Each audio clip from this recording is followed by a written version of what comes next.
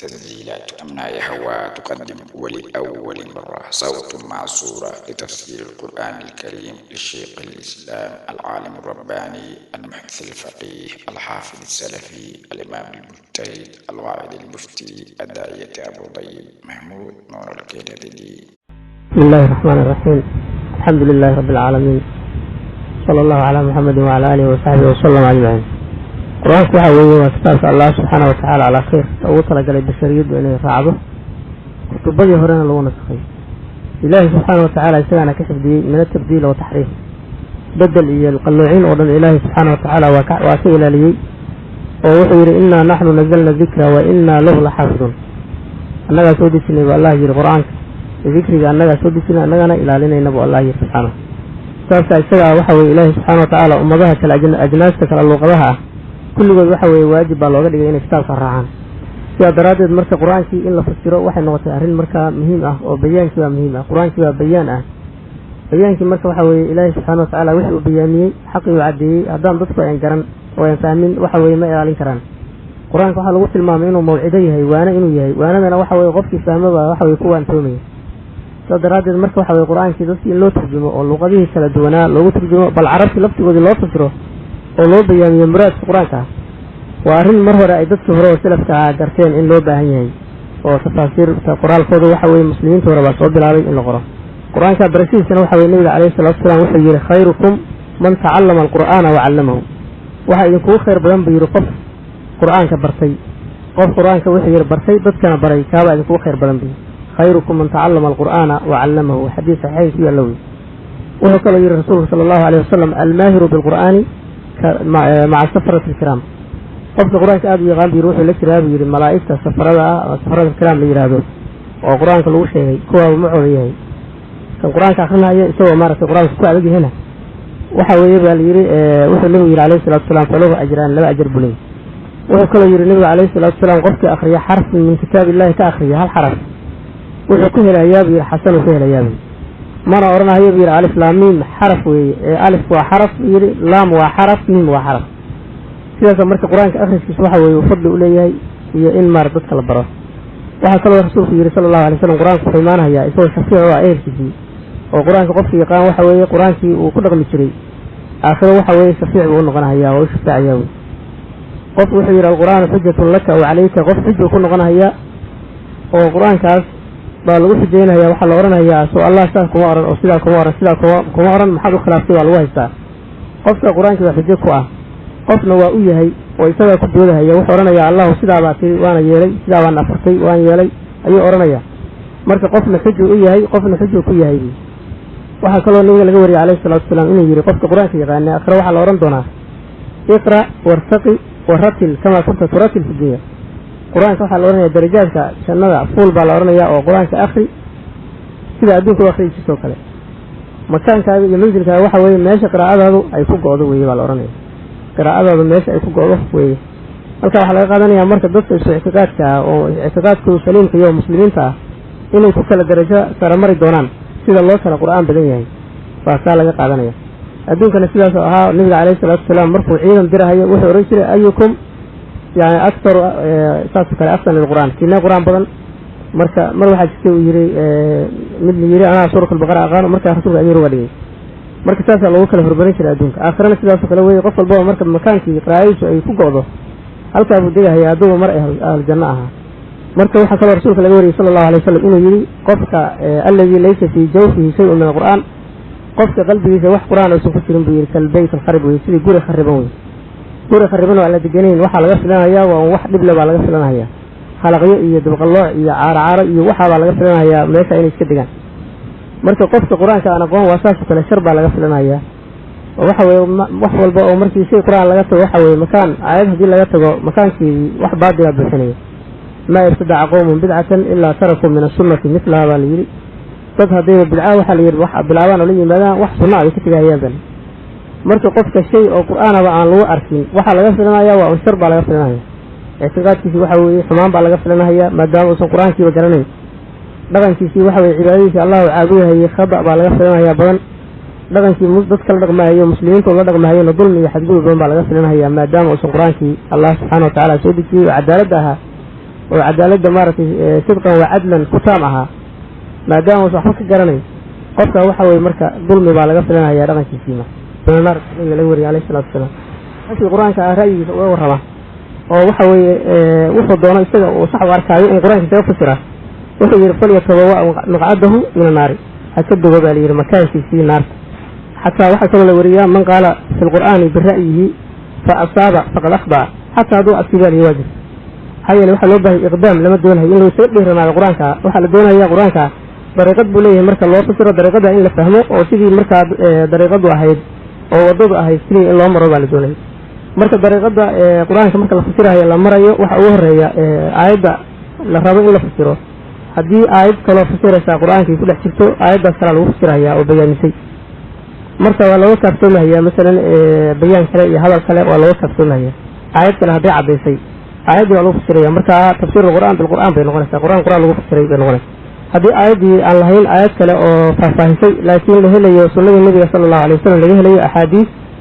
آيات لو فسرية ومراد إلهي كلها آيات لو بياني يدنا مركا أحاديث العسكرية تحلورنا يا آيات إلهي إساس ويشيري وواحد دليل النبي إساس يري مركا علينا راح نقول تفسير القرآن بالسنة سنة لو فسرية هذه لبضة عن لهينا وحل فيرنا هي ضد جيلش النبي عليه الصلاة والسلام جيل كلامه جيل فتحية ضد على فيرنا هي سوء فسرين ما دام هيين ضد سوء عهدي ويجي النبي عليه الصلاة والسلام واللغة دي النبي كهل لهي ضد ويا كهل لهيين يونا يجرنا هيين والنويا جرى شبر نايين أحواش النبي عليه الصلاة والسلام واحد من يكون يعين عنه أن يكون ما دام ضد وعلم بالنايين يجي مركز تفسير في الراعية وفي قرآن مركز يفسرين أي الله فسرها marka ma jirayso marka aayad marka tafsiirkeeda saddex ka baxayo oo quraankiina ka hadlin xadiiskiina ka hadlin culimada salaf umma ay ka hadlin lahiliba ma marka waxa kale marka jirta aayadaha quraanka qofka waxa laga yaabaa inuu macna ka fahmo qofna macna ka saayida ilaahay uga biyaanin karaa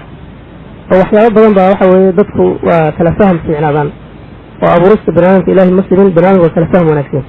wuxuu ku shabahay rasuulka sallallahu alayhi wasallam barnaamijka dhulka ku shabahay oo markii roobku da'o dhulku waa kala duwanaanaya isku roob baa ku dhacaya fadhiya ku wadaya laakiin waxa weeye dhulkii waa kala duwanaanaya dhul waxa weeye biyihii inta uu liqo ayuu soo saaraya dhir wanaagsan oo miro leh oo laga faa'iideysanayo lagu noolaanayo dhulna waxa weeye jeedo soo saari maayo laakiin dadku biyihii u celinayaan markaas biyihii laga faa'iideysanayo dhulna waxa la yiri biyana celin maayo jeedana soo saari maayo taas kale weeyaan dadku marka hanuunka yimaado oo quraanka yimaado banaadinka waxa weeye darajaadka bay noqonayaan waxa laga yaabaa 20 qof baa loo bilaabayaa quraanka kariimka in la baro macnihiisa markaba waxa qaar waxay ku noqonayaan culama bay noqonayaan quraanka baranayaan waana yaani qabanayaan wixii quraanka marka laga yiri waa qabanayaan waxay noqonayaan kuwa quraanka qabtay kuna dhaqmay oo marka dhaqankoodina laga faa'iideysanayo dhaqankuna waxa weeye waa muhiim oo waxa dadka islaamka u soo jeedada waxa weeye akhlaaqda iyo dhaqanka wanaagsan weeye hadal kaliya ma aha dhaqankaas waxa weeye ugu muhiimsan nabiga wuxuu ku shabahay qofka mu'minka oo haddana quraanka yaqaan geeska uu sujada la yiraahdo oo macaanka haddana udgoonka qofka laakiin quraanka aqoon wuxuu ku shabahay laakiin iimaan kale geedka timirta ah iyo udgoonka aan lahayn laakiin macaanka ana hadii loo dhaqmo khayr baa laga kulmayaa laakiin wax ku soo jiita oo maarta udgoon amal marka quraanka waxa weeye iyo cilmiga islaamka wuxuu noqonayaa waxa dadka diinta soo jeeday dadka marka qaar taas bay noqonayaan waxa weeye waa dad diinta inta qaata haddana ku dhaqmaya dadna waxa weeye intay quraanka bartaan oo cilmiga bartaan ayay gudbinayaan iyagii waxa weeye waxa noqonayaan kuwa gudbinaya laakiin faham hoose oo dheer oo waxa weeye ay umada uga sii bixiyaan iyo dhaqan wanaagsan oo waxa weeye lagu daydo iyo waxaas oo aan lahayn waxa weeye si wixii loo sheegay si gudbinayaan waa darajo ka hooseysa darajadii hore qaarna waxa weeye labadaaba male baa la yiri inama hiya qiicaan weeye maarta laa tumsiku ma'an walaa tumdiku kala'an aan cawsna soo saarin biyana aan ku qabanayn taasa marka dadku kala duwan marka waxa jira quraankii ayaa lagu kala faham dheeraanaya Ali ibn Abi Talib baa la weydiiyay radiyallahu anhu waxa la yiri rasuulku ma idin baray idinka ahlu beedka wax uu umada kala baray markaa wuxuu yiri ma jirto yiri wax rasuulka anaga lagu gaar yeelay oo umada kale uu ka qariyay illa fahman utiyahu Allah rajulan illa fahm ilaahi nasiyo iyada waa kitaabi waa lagu kala dheeraada ma taas marka waxa uu la mid tahay midalan mas'ala qofku iimaanaysa markaa waa mas'ala ku wareerahaya oo xal u waaya quraankina waa yaqaanaayo waa fasir yaqaan qofka mas'ala ku iimaanaysa markaa hadii uu garanaya aayadaha quraanka wuxuu ka fahmayaa mas'ala jawaabteeda taas marka waxa uu waa faham dad kala dheer yahay ma oo ilaahi subhanahu wa ta'ala qofku doono uu deeqay markii quraanka la fasirayana dariiqada ugu toosan oo aqwamka waxa weeye waa dariiqada maartay horena ay mareen oo ku fasiri jireen mufassiriinta hore oo Dabari iyo Ibn Kathir iyo marka la fiirinayo tafaasiirtooda qaar ka ay ku socdaan wuxuu allah subxaana watacaala inoo jeedinahayaa markii qur-aan la akrinayo in lagu bilaabo oo in allah subxaana watacaala la magan galo oo shaydaanka laga magan galo. qur-aanka waxaa la doonahayaa qalbiga inuu saameeyo. marka qalbigii qur-aanka ku ta'afuri lahaa shaydaanka ayaa laga eryahayaa oo dikriga allah ayaa lagu bilaabahayaa. allah baa waxaa laga maangelahayaa shaydaanka. faidaa qara'ta alqur'aana fastacid billahi min ashaydaani rajiim ba allahi, haddii aad qur-aan akriyaysid allah waxaa ka magan gashaa shaydaanka rajiimka ah. oo rajiim waxaa loo yeegi waa midka la fogeeyey weeye oo la eriyey. kaa waxaa weeye shaydaanna waa kullu mutamarrid cala allah wey, mid walbo allah subxaana watacaala amarka ka baxay weeye oo daacadiisa diiday, ama jinni ha ahaado ama insa ahaade. bismi illaahi araxmaani iraxiim, bisimka waa aayad qur-aan ka mid ah oo ilaahi subxaana watacaala uu soo dejiyey lilfasli bayna suwar si suuradaha loo kala dhexgeliyo oo suuradaha calaamada u kala ahaato. waa qowlka culimmada oo maaragtay ugu raajaxsan weye. qowl kalena wuxuu leeyahay bisimku suurad walba waa la soo degay oo dad baa saas qaba culamada muslimiinta ka mid ah. alimaam shaafici inuu ka mid yahay rajaynay, laakiin suurat alfaatixa inay ka mid tahay aayad ka mida suuradda ayaa loo badan yahay oo culimmadu ay ku sheegaan. bismi illaahi raxmaani raxiim marka waxaa weeye bismi illaahi abda-u bidikri illaahi weye wa tasliyatihi, magaca allah magacaabidda allah baan ku bilaabahayaa weye. abda-u wa aqra-u bidikri illah, waxaan ku bilaabahayaa ku akriyahayaa xusidda allah wey, anigoo allah xusahaya ayaan akrinaya. arraxmaani allah raxmaanka ah, raxmaan waxay ka timid kelmadaasi min araxma, raxmadday kasoo bilaabay. marka raxmaan rabbiga raxmadda guud la weeye oo adduunka raxmadiisa ay waasacday oo khalqigo dhan wada gaartay wey. arraxiimi allaha raxmadda la weeye, iyaduna mushtaqatun min araxma wey iyada laftigeedu. raxiim raxmad gaar buu allah subxaana watacaala leeyahay, muuminiinta ayuu ugu naxariisanaya aakhiro. wa kaana bilmuuminiina raxiiman, allah muuminiinta wuxuu ahaa mid u raxmad badan oo u naxariista. alxamdu lilaahi, mahadda waxay u sugnaatay allah. alxamdu lilaahi rabbi alcaalamiin, rabbiga caalamiinta ayaa mahadda iskale. marka caalamiin ama caalamuun jamac weeye oo mufradkeedu uu yahay waxay ka timi caalam weye, caalam iyo caalami caalamuun. caalamna waxa weeye waa kelmad asal ahaanba jamac u ahayd weye, sida jeish markii la yidhaahdo kelmaddaa mufrad ma laha macna, iyaduna jamac bay kutusaysaa oo daliil wata. marka jeish markii la jamciyo juluus bay noqonaysaa. sidaasoo kale wey macnaha caalam iyadoo jamac ah oo kutusaysa maarata khalqi badan ba haddana markii lasii jamciyo waxay noqonaysaa caalamuun ama caalamiin bay noqonaysaa ma ismid weye. marka rabbiga caalamiinta rabbiga khalqiga oo dhan weye. jinniga waxaa la yidhahdaa caalamu ljin, caalamu linsi, caalamu duyuur,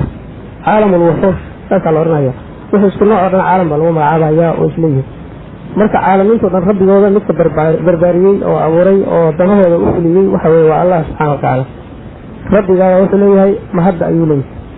allah subxaana watacaala. marka nicamka u galay bini aadamkuna waa nicam aan la tirin karin, ilaahay wuxuu sheegay inaanan koori karin. waintaa uduu nicmat allahi laa tuxsuuha ayaa ilahay yidhi, ma koori kartaan. haddaad nicmada allah tiriyo istiraadaan ma koori kartaan.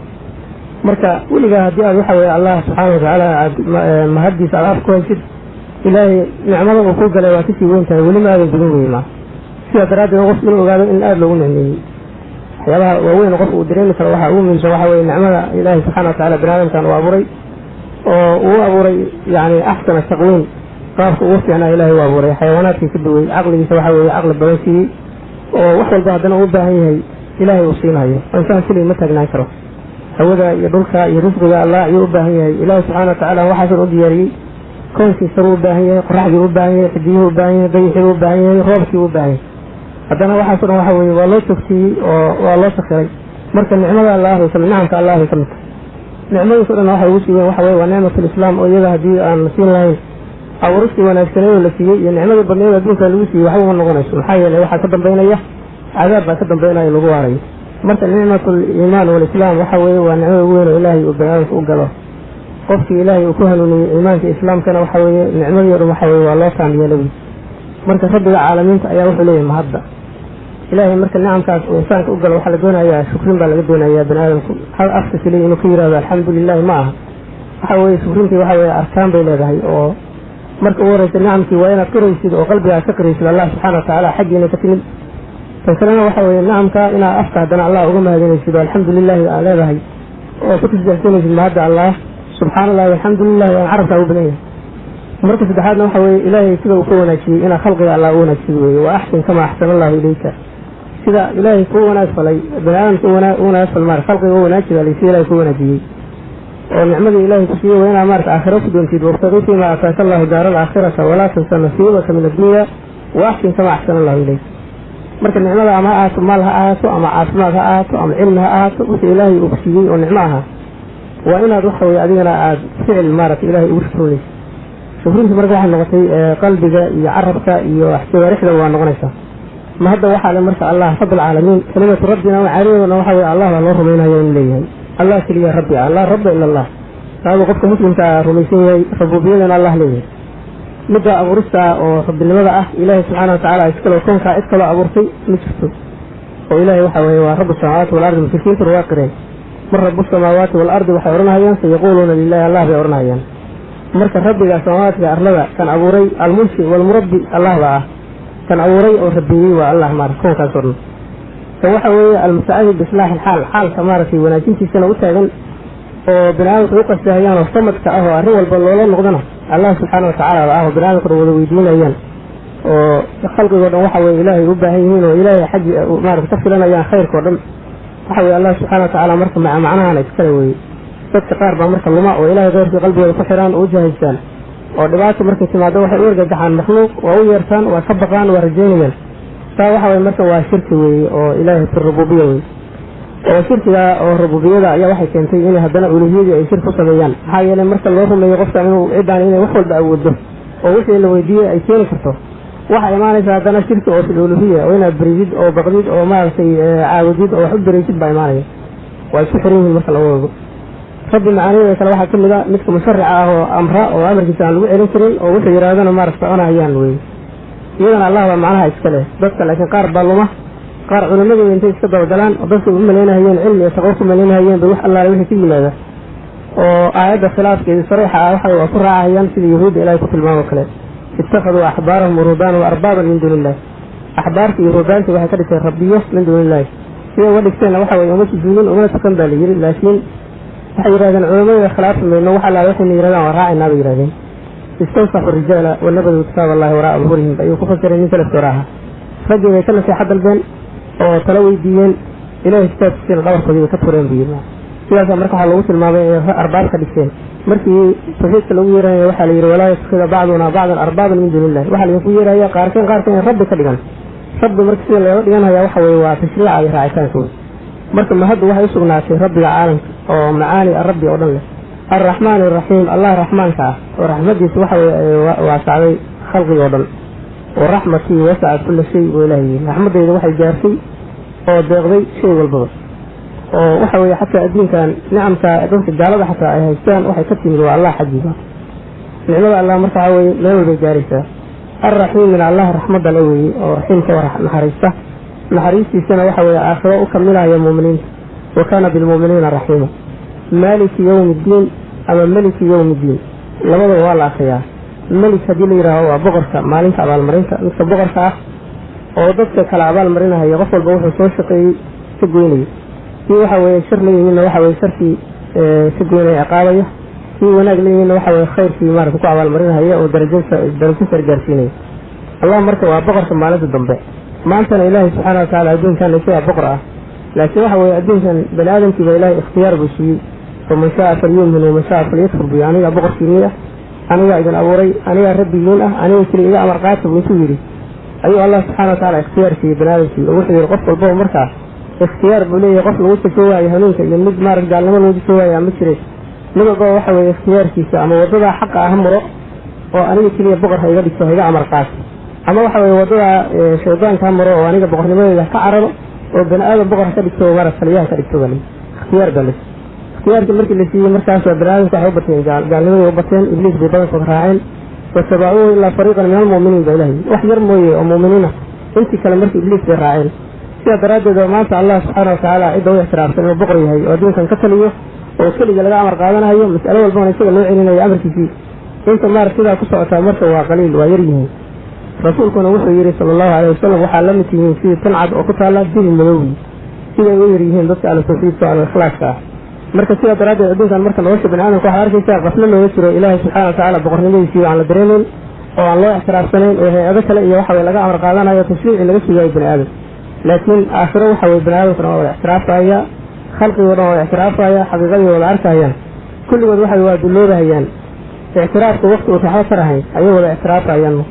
مرك إلهي سبحانه وتعالى مالك يوم الدين لوايه مالك نوحا ويوكيل هاوي وهانطي ويقول من الملك بكتب أو بقر نووي يسوي معنا سواء إسكاله دي اللي يسوي بقر وإسلام يسوي تباين مالك يوم الدين ما ننسى أبا المرسى كيلها أما في بقر كاها ما ننسى أبا المرسى بقر كامرك برامك وصوكل مينا وح أهرية وضفك كلا سارها وحليل ودماء دي سوية لي معنا وح أهرية برامك الله وقر قيدنا هي ودي جبالي عدادين سريون إياك كل يابا نعبدك وعبدنا وإياك كل يابا نستعين فالموجود سننا هذه سريان فعبدنا نعبد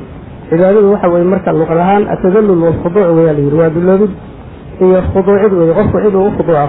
أو إعتراف وإنه كأعرض يهي وكأعود بدنيه وقوصده أو مركز أمر في سنة وفراعه ويمارك عباده الله عابد مركز الولاية وحوى إله البقر واعتراف إله إنه بقر ثانيه وكغالب يهي وكأعود بدنيه اعتراف وقوصه هذا اعتراف كصدقا وياه ومارك دغسا وهالنقض عبادها النقض ومن أمرك الله كريم كتاين أبان شقينا ينقوم خادم نقص شقينا يوم ليش لو درسلي يعني يلي مركا الله كليه إن عابدوه مركا إسلام هوها والنبي اللي عليه الصلاة والسلام مركا معناها سلمين العبادة إلى ذهي وحي يرهدان الله بان عابدين نبي يرهدان وحي كولا الله بان نسك يعني دقيقة لكن مرة الله الصلاة كبحان ونبشر وضعه حاوي إلى الله يدعوه باتيه دقيقة الله مركا يستيله يعني وحي ودقيقة يرى مركا لا يفرق أنت كلا إبناء يكون باتيه ومن يشتغل نبشر وضعه وحكسر بالعالم أمر بنادم بيوت كفلا قادنayaan binaadam ka sharci qaadanaya allahna waxa way daqiiqada isoo tukanayaan oo isjiidayaan taa marka waxa way waa shirki oo fil cibaada waxa la doonayaa dad kale inaad ku xirneen baa la doonayaa allah si ay warkaas sikay mar aad maaraf ilaahi subhanahu wa ta'ala salaad ku tirtiyo oo isjiido sida uu ku haysto iyo mar aad amarkiisa raaciyo amarkiisa fulinayso mar dadka dhintay loo kala garqaynayo oo lagu dhaqmahayo oo akhlaaqdaada waxa way inay noqoto amarka allah ahkaamta marka suuqa aad la gelayso waa inay noqoto amarka allah مدة أجرها تبلغ من سيدها وينتهى عفورتها وعينها وتأمرك الله مركب حوي مرة وإنها أصبح عند عبادة الله وي وحل هو أبرنا وعلى إنت الله هنا عبد وي إياك نعبد وإياك نستعين أمين كليا كعبد الله وإياك نسهر مري وحوي وجاري لد مرت الله كليا أمبا كعبد الله إسلا عبد الله هذه كانوا كلمة وديسنا إسلا كلمة وديسنا مت إهدنا الصراط المستقيم نوه نون ونودو ونوافق الصراط المستقيم بريغ المستقيم توصل صراط مستقيم كان آياتها قرآن تفسيرها هي إلهي سبحانه وتعالى مرتي وأن هذا صراط مستقيما فاتبعوه صراط كامرك إلهي صوت ما يوحى أهري في الله تشرك بيسيا كلنا الله أسري جيدا والله وحدان ووحوي إلهي سبحانه وتعالى أمدنا على أسري جيدا حد يتقال على الرمين إذا الله على الأخرى من تصرف صوت على كلهم وإذا الله على بريون أو يران أو وحوي على جرجار كرسين sidoo kalena waa inaad maaragtay aad rumayn in Allah inuu melig yahay boqor yahay xaakim yahay oo musharric koonkan u yahay ama qayb koonkan ka mid inuu yahay rumayn waxa way Allah kaliya arrinta u rumaysid hadana Allah subhanahu wa ta'ala sidii shariiciisa raacay taa oo waraysa marka tawfiiqku waxa weeye waa dariiqa Ilaahi subhanahu wa ta'ala uu doonayo in isaga lagu caabudo siraad al-mustaqim weeye marka tawfiiqkaas wuxuu wataa waxa weeye amar badan buu wataa iyo nawaahi badan marka aad diyaar u soo noqotay Ilaahi subhanahu wa ta'ala inaa caabudid amarkiisa inaa raacid oo la ilaha illa allah muhammad rasuulullah qofku yiraahdo oo allah kaliya caabudo kuna caabudo inta nabi maxamed sallallahu alayhi wasallam uu leeyahay oo quraan iyo sunnah ah ku caabudo marka asalka qofku la yimaado quraan baa marka imaanaysa oo ah tasaaliif badan oo ilaahay ku diraayo waxa yeel ku leeyahay aayadaha ku leeyahay ama xadiiska ku leeyahay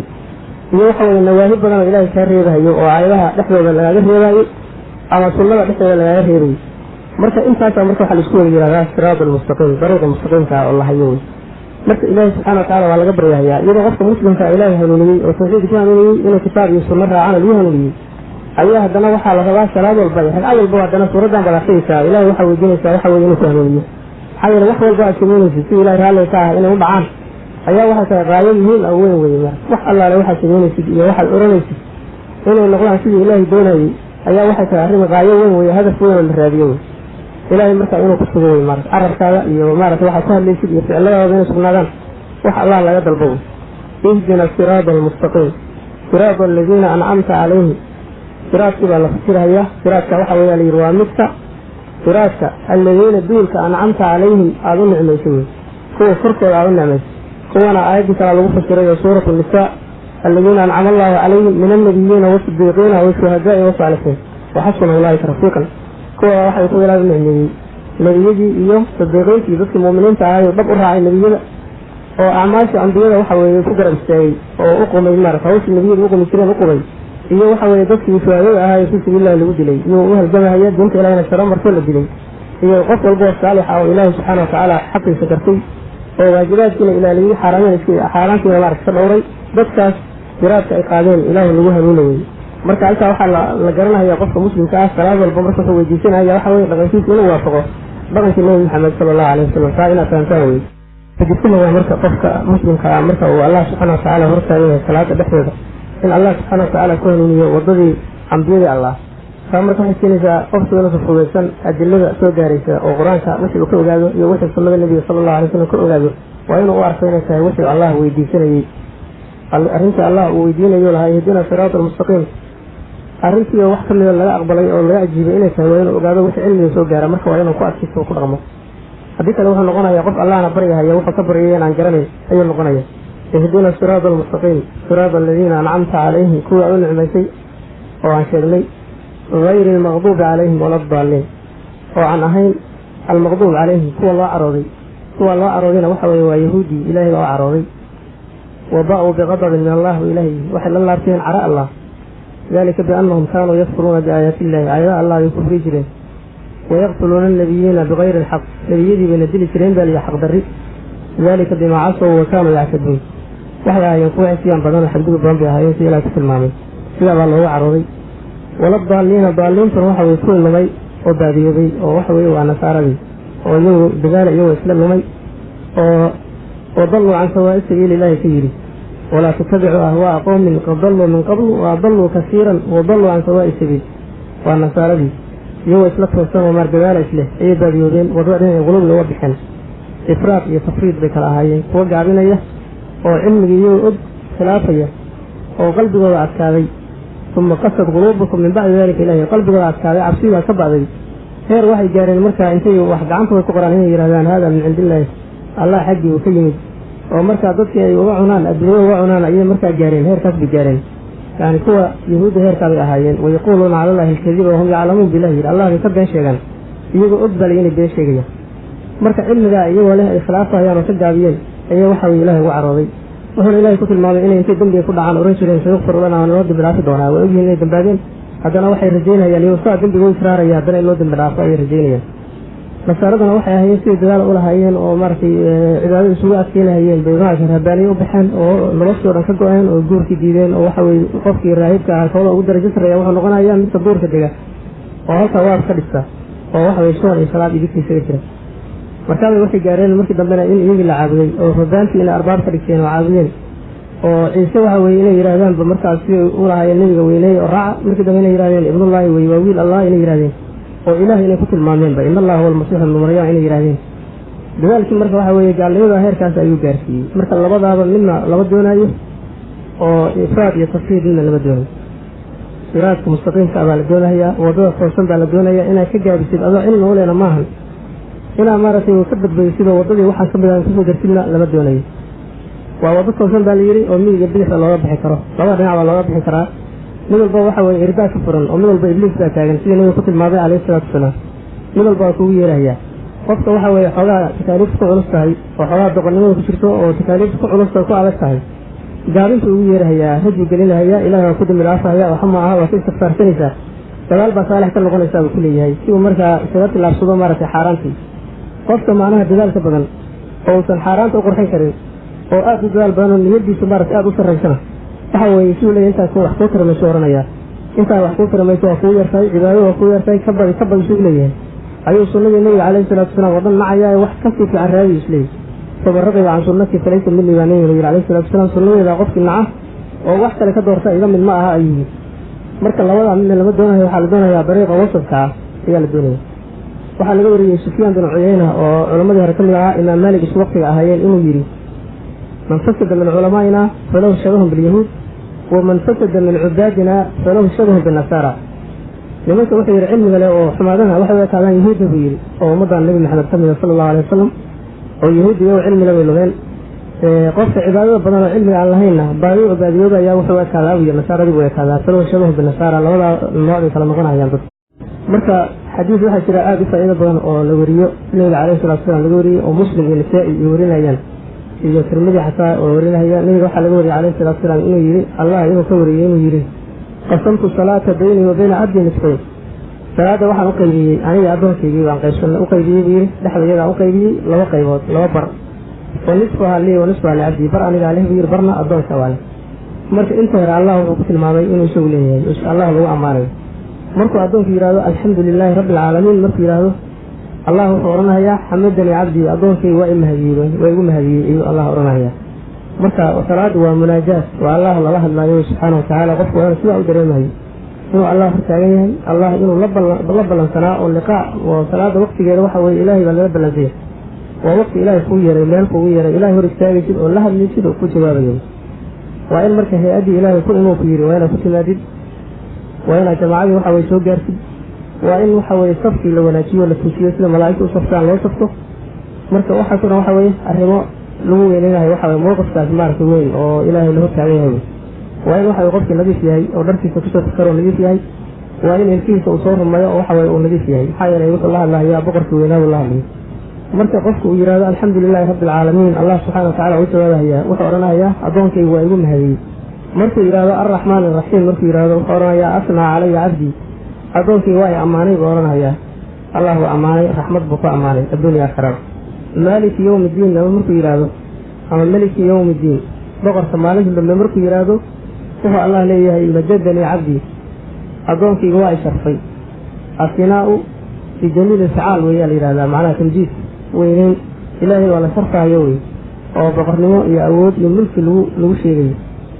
مركو وحى الله ليه مجدني عبدي بورني مركو يا إياك نعبد وإياك نستعين مركو هذا الله وحورنا يا هذا بيني وبين عبدي كوحوي وأنت نوضح حسان يا أدون يوي وإنه أدون نمد اعتراف وما دام الله سبحانه وتعالى فرسموه في السماوات وكل ومخلوق لا ترسميه إلهي أوريه waxa loo abuuray lahayd inuu rabbiga abuuray adeeco oo amarkii uu dirqaat inta uu taa ogol yahay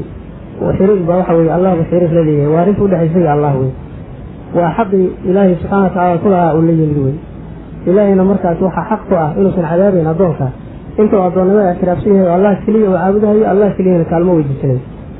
markuu inta dambe u gudbo oo yiraahdo ihdina siraatal mustaqiim صراط الذين أنعمت عليهم غير المغضوب عليهم ولا الضالين مركي له الله وتعالى هذا لعبدي ولعبدي ما سأل فهو حيشترى أدونك جبورنا أدونك وحليه وصلنا عليه أرنته ويديسي وانسينا ياوي حنون بويدي وضل توصل عن دير الله الصالحين إن إلهي قاد فيه أيوه ويديس بريق اليهود إن إلهي كله فيه وجنت يوم قرنا يخلافي أيوه الله ويديس بريق النصارى وحوي دينك إلهي وحن كم إلهي كسر دري إن إلهي كله فيه أيوه الله ويديسي إلهي مركع أدونك واسينها يا أرنتاوي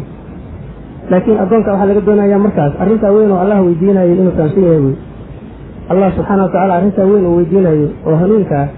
وبريق أنبياء الله صالحين في شهادة أي مرين إلهي إنه مريو أرنتاوين الله ويدينا والله ساكت الباي وإنه أبيهي مركع وحوي وح الله لوش إسلام مركع وعد هذا والدليل الذي وقاده وإنه مركع وفي قرصنا عمار أرنتاوين اعتقادها آتو أما أحكامها آتو wax alla la wixii islaamka waa cadaada markaas waxay noqonaysaa inuu ogaado arrinta Allah uu weydiinayo inay tahay oo arrinta hadda salaada ay weydiinayso haddii aad suudisid islaamka waxa ka ogaatay oo ku magacaabtid oo waxa weeye diinta aan ku dhaqmayn wixii lagu sheego aad meesha uga kacaysid haddana salaadii hadda Allah waxaad oranaysaa ihdina siraatal mustaqiim arrinta markay istijaab ay wadaanaysaa qof waxa weeye aad wax ku weydiiyay oo markii wixii aad hor tiray meesha uga dhaqaaqay oo haddana soo noqday wixii ku weydiiyay oo haddana hor markaa tiraad meesha uga dhaqaaqay mana qaadanayo kana diin ma su'aal marka waxa weeye waa jaahilnimo qofku waa inuu ogyahay Allah waxa uu weydiinayo waa maxay waa wadada cadayda waxa weeye nabiyada Allah mareen oo ahayd Allah subhanahu wa ta'ala in la caabudo oo lagu caabudo shariicadiisa lagu caabudo oo Allah subhanahu wa ta'ala arrin walba isaga loo celiyo oo isaga boqornimada loo ixtiraafo sharciga isaga loo ixtiraafo cid kalena loo ixtiraafo kuwa Allah isla simayo dawaaqidka aan laga fogaado taa waxa tahay dariiq mustaqiimka Ilaahay subhanahu wa ta'ala doonaya inuu maro ambiyada Allah iyo saalixiintii iyo shuhadadii iyo kulligood waxay mareen wadada weyn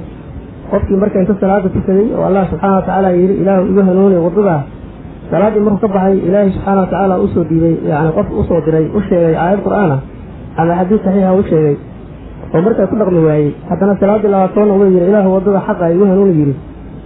حتى أنا مركز صلاة صبح علم يجري كل هذا هذا أنا راعي قفت واحد ويمركز قف الله ويدينا واحد سنكرني سوى واحد سندوني بالله ويدينا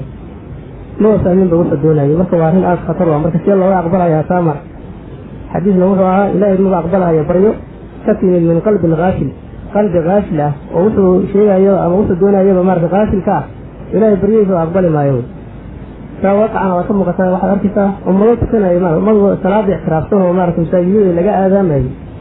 هذا نوع حوالي طريقة حقها يكبر شيء وحوالي شرعي بن آدم تعقب شيء يسقط حكومان ويسقط ملان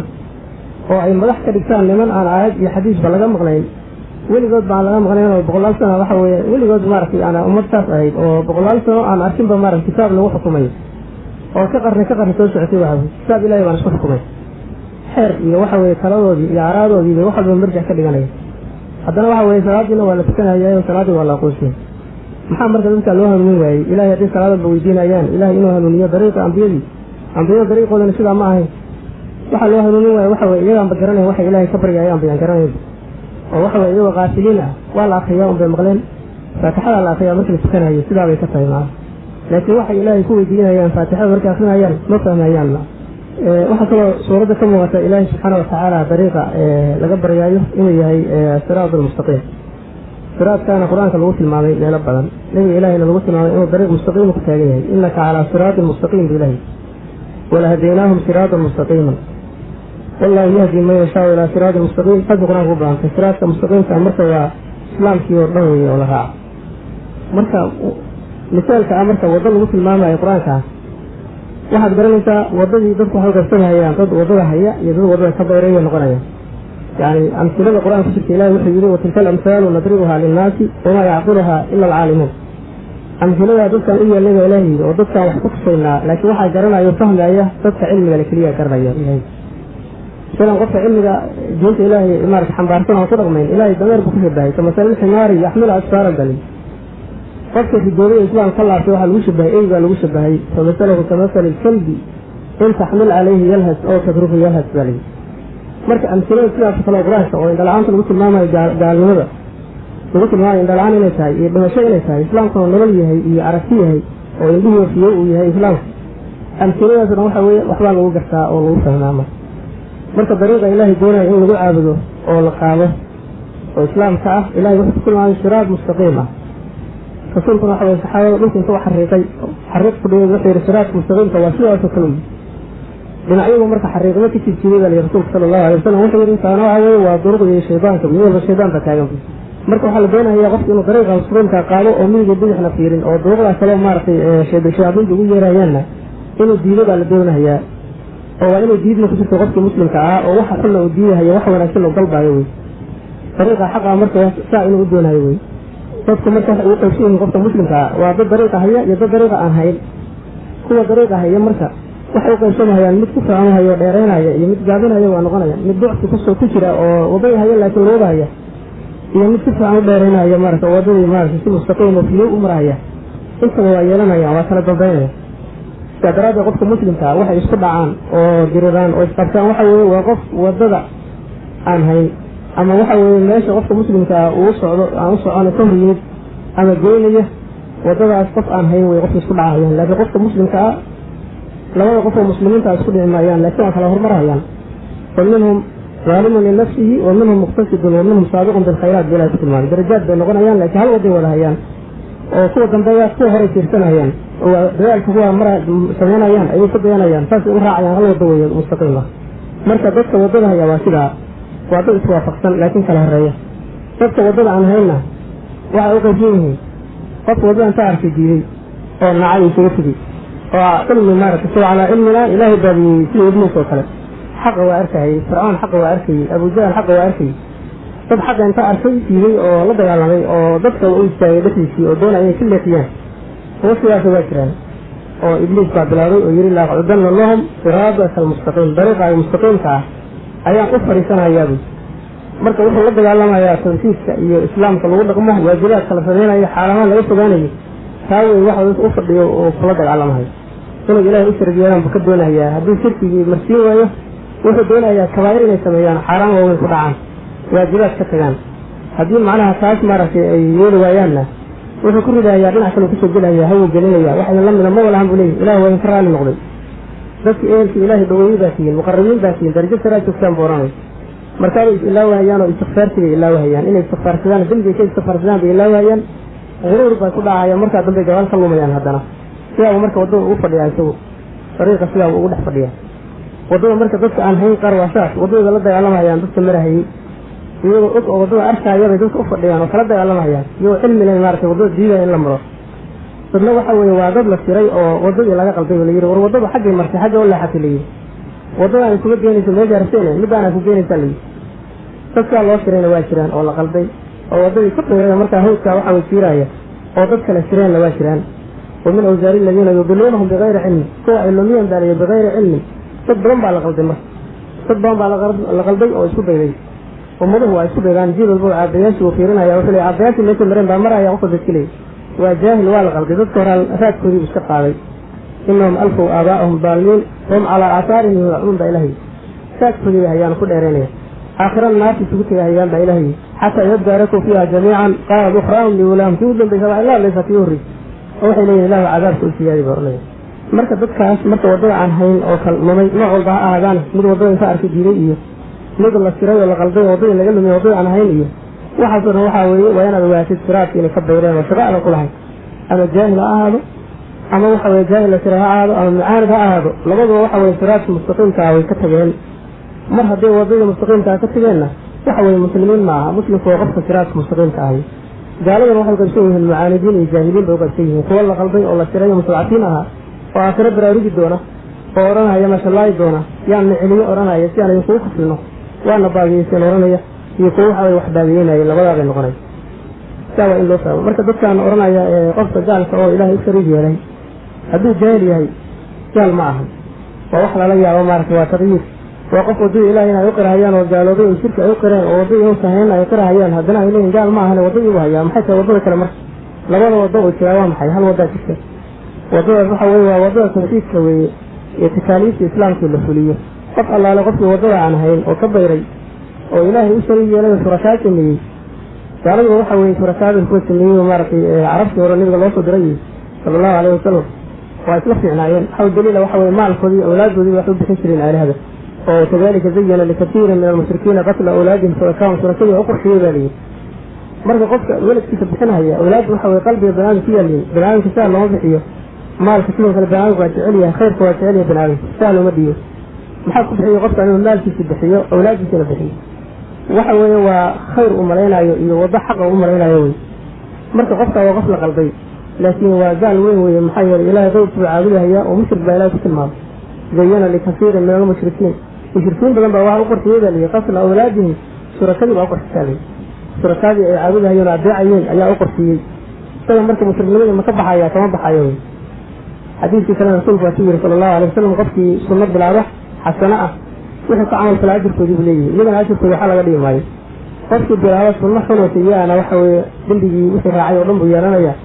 iyagana dembigooda waxaa laga dhigi maayo wey male marka waxaasoo dhan in lagu qaldamo ma aha waddada ilaahay waxa ka baxay ama jaahilnimaha uga baxaan oo shayaadiin ha dugsadaan oo ha la qaldo ama alaabayina waxa weye iyagoo ku sugan xaqa ha u nacaan waddadii dad ka tegay weye ma hayaan wey ilaahay ha loo baryo ilaahay inuu hanuuniyo oo ilaahay xaqa uu tuso waa loo baryi karaa dacwada waajib waayo ha loo yeero ha la yidhahdo war waddada halkaa maaha halkaan soo mara ha la yidhahdo waa wax loo baahan yahay waa jihaadka la doonayo in dacwadii loogu yeero la yidhahdo war kasoo noqda meesha marteen waddadii ma ah waddadu waa sidaa halkaa weye waddadii in la yidhahdo waa waajib laakiin iyagoo waddadii aan hayn oo loogyahay inay lugeen la habaabeen haddii la yidhahdo sidaasay waddadii ku hayaan oo muslimiin ku yihin hadii la yidhahdo waxa weeye waa amsaladii qur-aankii la garan waayey hal siraad baa jira siraadkaana ilaahay baa tilmaamay qof haya iyo qof aan hayn buu dadka loo qaybsan yahay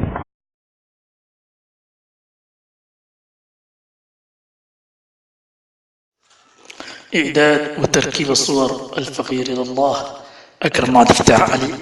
فما أغضأت فمن نفسي ومن الشيطان والله ورسوله وشيخ البرهان